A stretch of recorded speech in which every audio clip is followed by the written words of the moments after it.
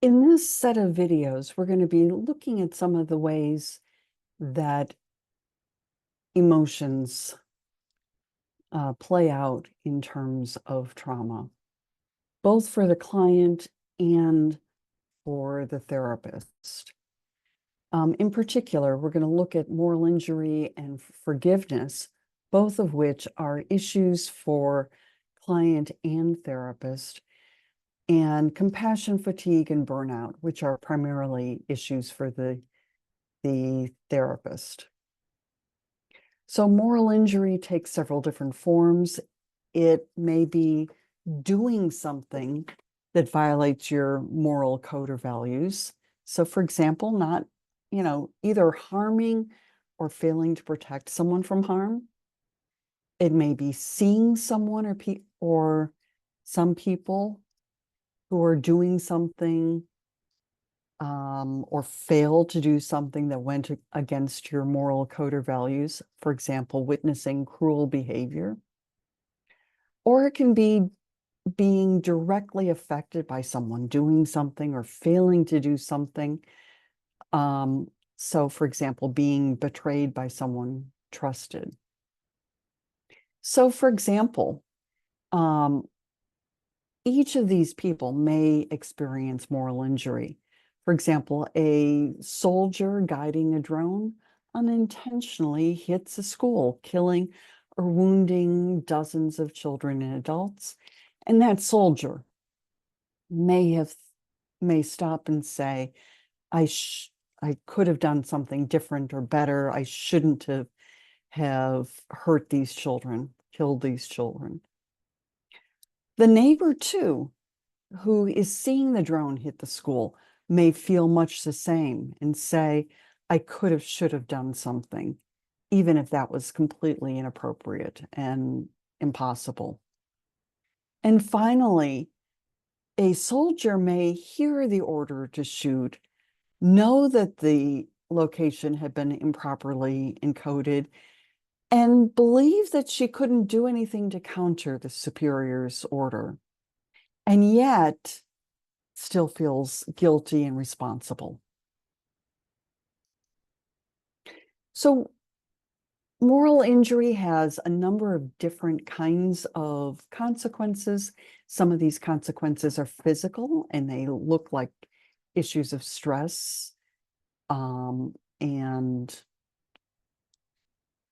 post-traumatic stress disorder. So we're seeing a lot of activity from the sympathetic nervous system here. We're seeing a lot of emotional responses, things like powerlessness, fear, disgust, discouragement, a lot of things that are really consistent or really negative affect. So not feeling very good about these things. We see behavioral changes, including problems with thinking, nightmares, irritability, lashing out, addiction, rigidity, and different from what we've talked about so far, we may see some spiritual problems. So the person may feel a crisis in faith, a dampened sense of moral sensitivity or sense of meaning, problems with agency, self-worth, disconnection. May stop and say, how could a good God have allowed these things to happen? You can hear some of these things in Von Alex's comments. Von Alex was a ticket agent who checked in some of the hijackers for 9/11. And he said that he had this wild thing that everything that happened on September 11th was his fault and that he could have changed it, even though he was doing what he thought was right. He says, nope, there wasn't a place for me in the world. All of these support groups really were there helping other people, but not the person who let the hijackers onto the plane. And he's engaging in a lot of self-blame.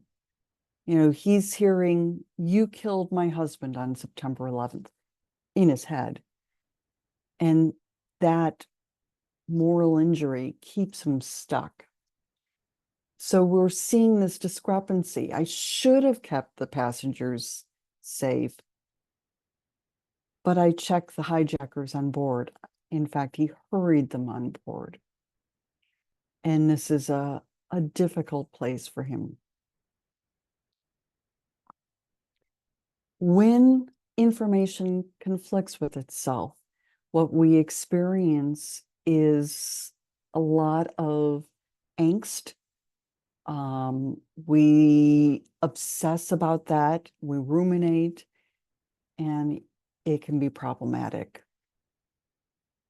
So you can see this here, that event, for example, letting the hijackers on board, was experienced as an assault on himself. And it didn't fit with how he saw, his moral framework, his worldview, how he organized things. And this discrepancy caused problems, including all of those physical, emotional, behavioral, spiritual changes that we talked about earlier. And that cycle just repeats. Now, we've been talking about clients here, but these things may also play out for us. So, for example, a child may report that something that may be abuse, but you're in a hurry and don't follow up. You believe that this parent could never do anything like that.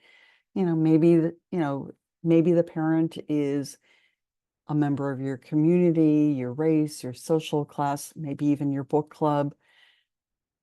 And the child ends up in the hospital from parent-inflicted injuries and may feel, "I should have, could have."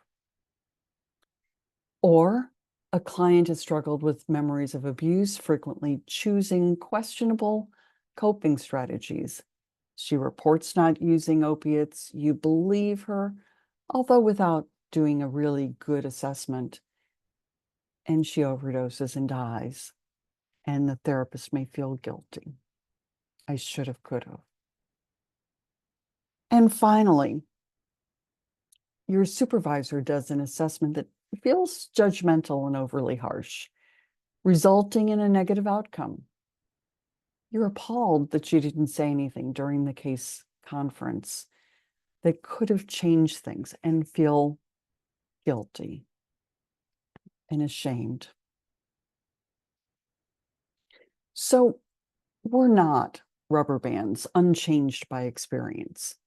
In fact, we are changed by everything. But that change doesn't have to be negative. So we can do a number of things that can make our experience more positive. We can reconsider our assessment of blame and self-blame. Is it accurate? We can close the dissonance when possible. We can tell a more helpful story. We can choose more helpful coping strategies. We can learn something positive from the event to address future situations. We can also develop moral resilience. This means that we can recognize and respond to symptoms of moral distress. We can reflect on the ethical aspects of clinical situations before and afterwards, and sort of think about, what do we feel is right and how do we make those decisions? We can integrate our personal and our professional meanings for our work as a psychologist, commit to our own personal well-being, support and restore your moral integrity, develop your ethical competence, speak up about ethical concerns, act from your principles, and contribute to a culture of ethical practice in your organization. being ethical and recognizing the ethical underpinning of everything we do is one of the things that you can do to develop your moral resilience. And with that, I'm going to say goodbye and take care.